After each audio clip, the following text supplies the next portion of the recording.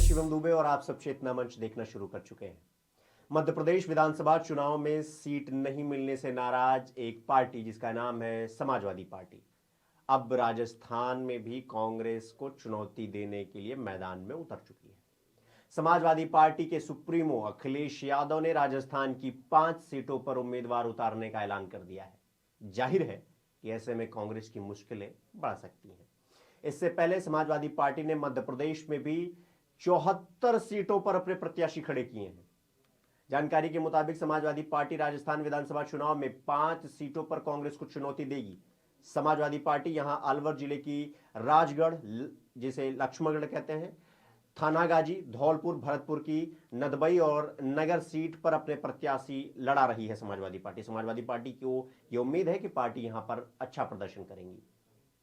लेकिन समाजवादी पार्टी ने साल 2018 में हुए विधानसभा चुनाव में भी 5 सीटों पर अपने प्रत्याशी उतारे थे, लेकिन इन चुनावों में पार्टी को किसी भी सीट पर सफलता हाथ नहीं आई थी।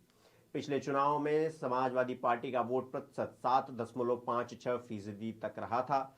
समाजवादी पार्टी को अब तक केवल साल 2008 में ही एक सीट पर राजस्थान में जीत हासिल हुई थी।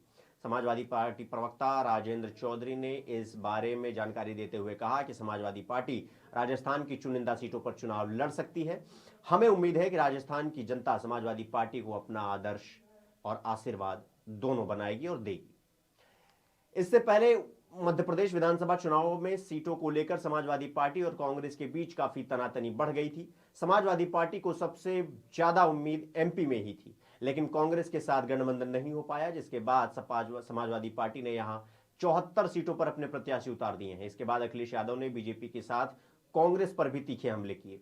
यही नहीं, समाजवादी पार्टी के अध्यक्ष ने तो यहां तक आरोप लगा दिया था कि बीजेपी भी आजकल वही कर रही है जो कांग्रेस ने सत्ता में रहते हुए किया था। कांग्रेस ने भी विपक्ष के खिलाफ ईडी, सीबीआई जैसी केंद्रीय एजेंसियों का इस्तेमाल किया था। यानी कुछ समय पहले तक ये लोग इंडिया गठबंधन में एक साथ पानी पीते थे, एक साथ चाय पीते थे, एक साथ नाश्ता करते थे और एक साथ बयानबाजियां होती थी।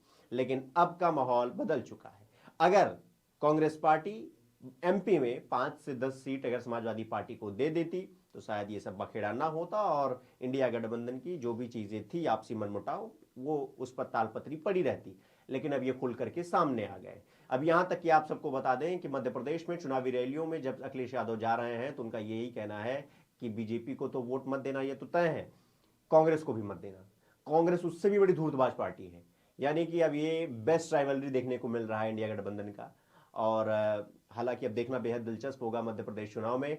और आने वाले मध्य प्रदेश में ही क्या, जितने राज्य जा रहे हैं सब में अब चुनाव बहुत दिलचस्प होने जा रहा है। अब देखना यह है कि इंडिया अलायंस का अब वो कौन सा पार्टनर है जो तिगड़ी मारने वाला है। देखना बेहद दिलचस्प होगा। हमारे साथ बने रहिए, अपना बहुत ख्याल रखिए। अभी के लिए मैं आप सबसे इजाजत लूंगा। धन्यवाद।